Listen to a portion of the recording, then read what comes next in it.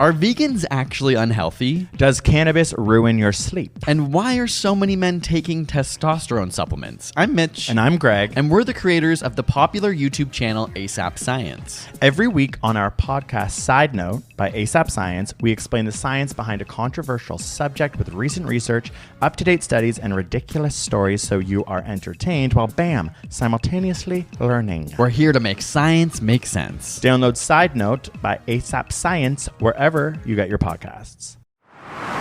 Frequency Podcast Network. Stories that matter, podcasts that resonate. You've almost definitely had your healthcare delivered to you virtually, even if you didn't see it that way at the time. During the pandemic, of course, many Canadians became familiar with virtual doctor's appointments via either phone or video calls for questions about their health or referrals to other providers. That was a little bit new. But even before COVID, did a doctor ever call you up to deliver a test result, ever email you a prescription or a referral for a blood test or an X-ray? Congrats, you've had virtual healthcare. The question though, as we move out of the pandemic, is if further reliance on virtual care could be a help or a hindrance to our already overtaxed system. For instance, does an initial phone call appointment streamline the care process? Or does it create one more unnecessary appointment before an in-person visit? Does virtual care improve access or encourage overuse? Or both?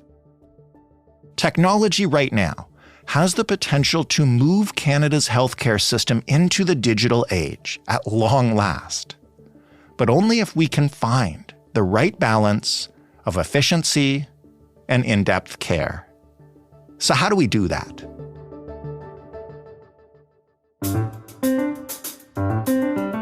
I'm Jordan Heath-Rawlings. This is The Big Story. Dr. Tara Kiran is the Fidani Chair in Improvement and Innovation at the University of Toronto, as well as a family physician and scientist at St. Michael's Hospital, Unity Health, Toronto. Hey, Tara. Hello. Thanks for finding some time for us. Yeah, my pleasure to be on the show. I wonder if maybe you can start with a simple definition. I don't actually know if this definition is simple, but when we use the term virtual care in Canada, talking about medicine, what does that cover? Yeah, great question. I mean, because I think people can think about different things. So the way I think about it is it generally refers to an encounter with the healthcare system, usually an encounter with a healthcare professional that leverages technology. And that technology can be old school, so it could be a phone, or it could be newer technology like a video or email or secure messaging or SMS or text conversation. And importantly, that care can be synchronous. So that means, the clinician and the patient may be talking to each other virtually at the same time, or it can be asynchronous. So one person is sending a communication and then the other is communicating back at a different time. Maybe you can give us a sense for the purpose of this conversation of what are some of the more obvious kinds of services that could perhaps be best served by virtual care and taken out of the need for face-to-face interactions? So I think about the types of services that are more straightforward in nature, and especially actually in more than the services, I think of contexts. So if we think about services, we can think about something like, I'm a family doctor, the kinds of ways when I might use email or a phone call might be, for example, to follow up on test results, especially if they're normal test results, and I just need to send a quick communication around that. Or if I want to follow up and send some further information to a conversation I had, that's a great way for me to use email. If someone's not able to come into the clinic because, let's say, they're having a hard time getting childcare, or they're really not feeling up to coming into the clinic for different reasons, they can't get transportation, virtual care is a really important way in which we can still connect with the patient. And we might use more than one way to connect. So we might talk to them on the phone and then ask them to send a photo, for example, where we can take a look at something. So for me, it more than the actual type of encounter, it actually relates more to the context, because we know virtual care is also best used in the context of an ongoing relationship where you already know the person. And so even when you see someone virtually, you're not necessarily getting the whole picture, but if you know them as a person and know their situation, you don't necessarily need all the information you would get in person in the same way that you would if you didn't know the person. How long has virtual care been around? And can you kind of chart maybe the rise of it for us? Is this just a creation of the pandemic, or was this being used previous? So if we think of virtual care encompassing phone calls, then it's been around for decades, for ages. Right. And it's true that the pandemic did change things. But one of the ways it changed things was that it actually started to pay doctors more explicitly for providing care virtually. And then as a result of that, we also started to count actually when people were having an encounter that was based on the phone. Whereas before, for example, when it was a phone call, we didn't even think of that necessarily as an appointment. And in fact, few doctors would actually book an appointment that was deliberately a phone. So what we saw in the pandemic was a huge rise in virtual care for a variety of really good reasons, including, just trying to protect people from having to come in and unnecessarily expose them to potential infection. Partly that was facilitated through doctors being finally paid for that kind of work, and doctors then rejigging their appointment schedules so that patients actually would be able to book not just an in-person visit, but a phone call. So phone calls were actually the predominant way in which people got care early on in the pandemic. And so when we talk about the rise of virtual care in the pandemic, what's really interesting is that actually it's not the newfangled technologies or newer technologies like video and email that really skyrocketed as much as the use of phone calls. How standardized and available is a virtual care to patients across Canada? Is there any standard that doctors are required to follow, or is it very wildly like clinic to clinic? There's huge variation. We did a study just following, the first year of the pandemic to take a look at virtual care practices. And what we saw was that there were huge variations across clinics in terms of how much care was being provided virtually, as well as even within a clinic. So let's say you had, 10 doctors or 20 doctors practicing in the same group. Within those 10 or 20 doctors practicing in largely the same context, they would have really potentially wide variation in how much virtual care they were using. So it really is doctor and clinic and patient dependent, because one big factor relates to your patient population and how important virtual care is for them and how accessible it is for them. Other research we've done has actually asked patients about whether they've encountered virtual care. So we did a very large national survey as part of an initiative called Our Care, where we're aiming to engage the public about the future of primary care in Canada. And the survey was done in the fall of 2022. And we asked, as part of that survey, in the last 12 months, for people who had a family doctor or a nurse practitioner, what kind of encounter did you have? And about 70% said they had a phone encounter. About 18% said they had about an email or secure messaging type of interaction. And only about 5% said that they used video. So it really, shows how phone calls have become really a predominant mode of providing care, but we have a ways to go in terms of integrating other modalities. Because you mentioned this survey, I have to ask for some more details. Do we know what Canadians think of virtual care, how they compare it to in-person care, what they prefer, that kind of stuff? Yeah, a really great question. So in addition to the survey, we actually also had conversations with over 350 people across Canada over the last 16 months. These were deep dives, where people spent 30 to 40 hours with us learning about primary care and providing recommendations for a better system. And as part of that, we learned a few things. So for one, people predominantly still want to ensure that they can have in-person access to their family doctor or nurse practitioner or clinician. That's definitely the most important mode for them. But people also want to have access to virtual care. So for them, it's an add-on and they want it as an option, and they want it to be integrated with the in-person care. So, having a standalone virtual care clinic isn't meeting their needs or what it is that they want.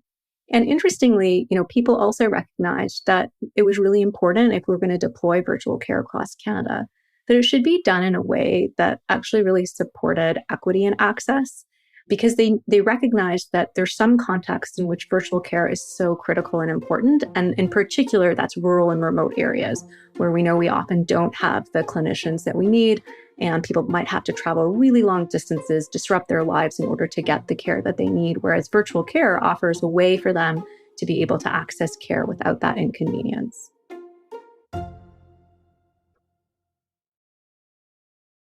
One of the reasons that we're talking to you today about virtual care and that you guys are talking so much about virtual care is because we all understand the strain, to put it mildly, I guess, on the healthcare system in this country right now. How does virtual care, or how could virtual care impact that? I mean, positive or negatively, and what are the ramifications? I think the truth is we're not really sure how it's going to go with virtual care. There's a scenario where virtual care might be able to make us more efficient and increase access to care, especially, for example, in rural and remote areas. But there's also a scenario where virtual care can make things more inefficient and actually increase costs.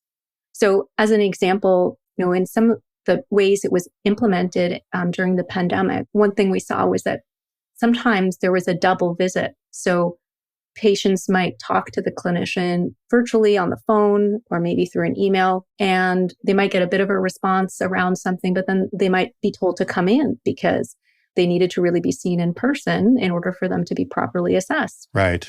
And so what you've had there that happened is a double visit, both a virtual and then an in-person visit. The other thing that happens with virtual care is that people worry that it's actually lowered the threshold of when it is that people want to engage with their healthcare clinician. In some ways, some types of virtual care make it such easy access that, they have something smaller that's wrong, or something that, they haven't given it a day or two to kind of see if it gets better, and they just, want an immediate answer. They're going to contact a clinician. Whereas, if they were booking an appointment and they had to come in, they might give it a bit more time because they didn't want the hassle of having to go in and just wanted to see if it gets better. And actually, there are a lot of things in healthcare where things do get better over time. But what virtual care might do is actually lower the threshold for when people ask for care. So that might increase the demand. And then what we might have as well increasing the demand is that kind of double visit. So you can imagine then that virtual care actually could be constructed in a way that it's less efficient and more costly. We can also imagine scenarios where virtual care is provided outside of family doctor care. So, for example, we've done some research that shows that if you get virtual care in a standalone virtual care clinic, as opposed to with your family doctor, you're much more likely to go to the emergency department, and that drives up healthcare costs and demand. So we need to really be careful with how we implement virtual care, that it's in a way that actually reduces inefficiencies and improves access and equity as opposed to growing our costs. Do we have a plan, like an actual cohesive plan for how we implement virtual care? I mean, you just kind of said a few minutes ago that this is varying doctor by doctor and clinic by clinic. What's the big picture on this? Yeah, it's a really good question. I mean, to be honest, I think in some ways we kind of have to take a step back and look at the whole space of digital technology, which goes beyond just virtual care, but also in terms of how people access information, how people interact with the healthcare system.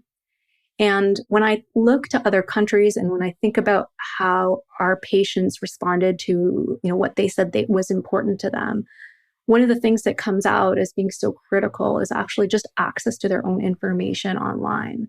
So digital technology should allow us to be able to provide patients with access to their own health information. Patients say that's one of the most critical things. And we can see that many high-performing healthcare systems, other countries, for example, Norway, Finland, Denmark, you can look up your information online. And so when I think about a strategy for implementing virtual care and digital technologies, I kind of see us needing to start with some of those basics: access to people's own information and empowering people to better navigate the system and care for themselves.